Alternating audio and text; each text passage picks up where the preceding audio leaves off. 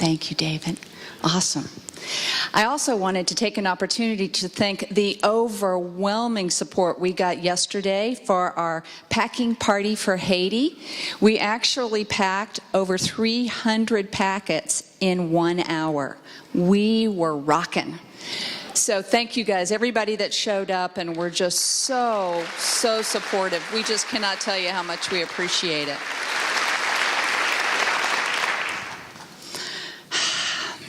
So I thought today that I would start off telling you about my very first job. I worked at McDonald's when I was 16 years old, and I actually remember many of the lessons that I learned from working at McDonald's.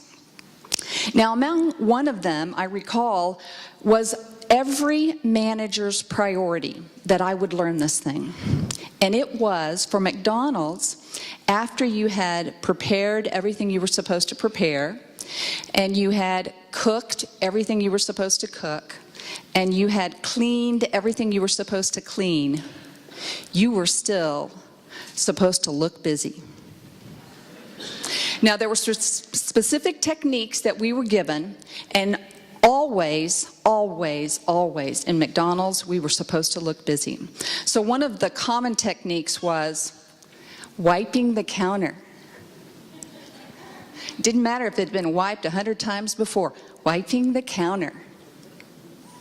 Another one was fixing the French fry packets. And one of my personal favorites was flipping the French fries in an effort to evenly distribute the salt. It was my personal favorite. And these were all very good things. And for some reason, the skill of looking busy stayed with me, and I think, in fact, has served me quite well in every job that I've had since then.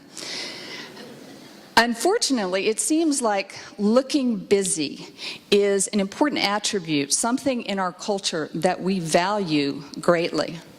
In fact, we were in a class this last week, we were talking about a book by Robert Brummett that's called Finding Yourself in Transition.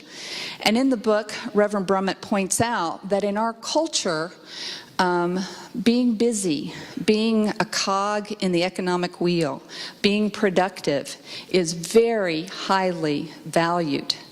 To the extent that we might feel like doing nothing is somehow wrong, that we're almost embarrassed if we don't have as much on our calendar as somebody else does. And this causes some dysfunctional behavior. Some of you may have seen the movie Julie and Julia. And there's a scene in the movie, this Julie, who's a late 20-something, hasn't quite found her passion in life. She's out to lunch with 3 of her college roommates. And they all have fabulous jobs, and they're very busy, and they're taking calls during lunch. And here sits Julia. She's a customer service rep on her hour break for lunch. She's not taking any calls. And then when they decide that they want to do lunch again soon, the other 3 girls take out their BlackBerries. Oh, let's do this again soon. Let's do this again soon. And in about 3 or 4 weeks, they're all available so that they can do it again. And of course, there sits Julie, no BlackBerry. She's like, I could do lunch tomorrow. And clearly, you can sense this feeling of embarrassment that she has because she is not as busy as she's supposed to be. And so this morning, I thought we could just take a look at this cultural phenomenon that we have created and replicated about not having any downtime. This thing called doing nothing. And how that might feel sometimes a little embarrassing. And even so much that sometimes I'm sure we've had that experience where even when we have an opportunity to do nothing, our minds decide that they're just going to keep going. Let's take, for example, here in the worship service, for any of you who have been here before, you know that we have a time of meditation. And so we turn the lights down low. You got no place to go, nothing to do. And then your mind starts thinking, God, this is taking a long time.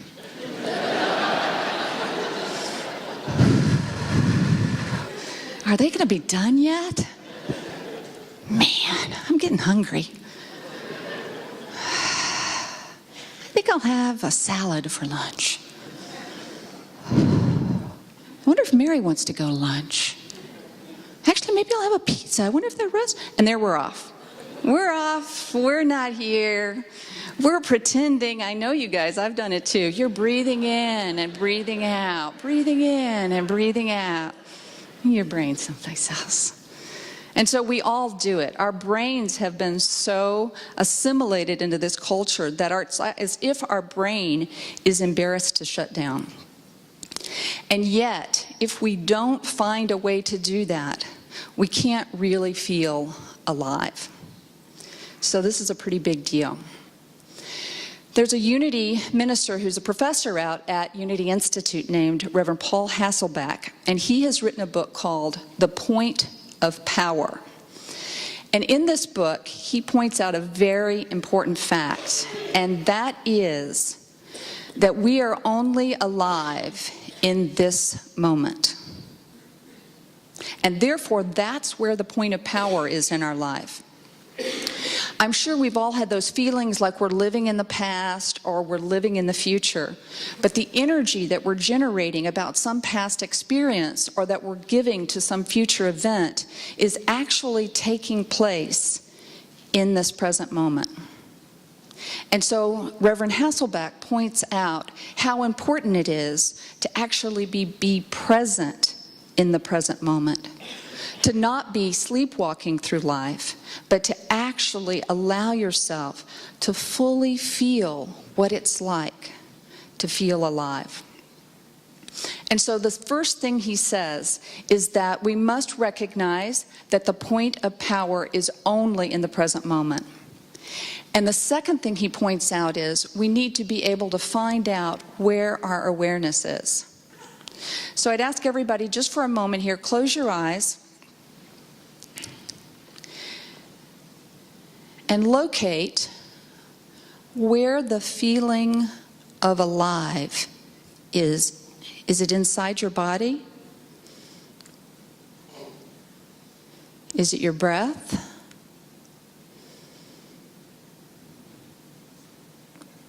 How do you know you're alive? Is it in your heart or in your mind?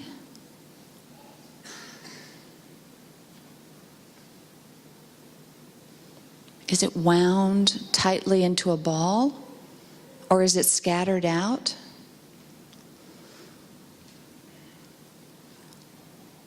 Where is it? And so that is that experience that we're just having right now, is an opportunity that we have throughout our day when we start to feel like we're sleepwalking through life or that we're on autopilot. We can stop for a moment and ask ourselves, where is my energy? Where am I? Where is my awareness? And in that moment, knowing that maybe you're scattered out and you realize that you're thinking about something in the past or worrying about something in the future, in that moment you have an opportunity to make a choice. And that is the third important step that Reverend Hasselbeck points out. We recognize that the point of power is in the present moment. We know that we have the ability to go find out where our awareness is. And thirdly, we know that each and every one of us has the power to choose to stay present. Now, sometimes that may not seem possible. It may seem like we've chosen so many times in the past to be distracted. And sometimes when that present moment is painful or boring or scary, we have chosen in the past to run away from that.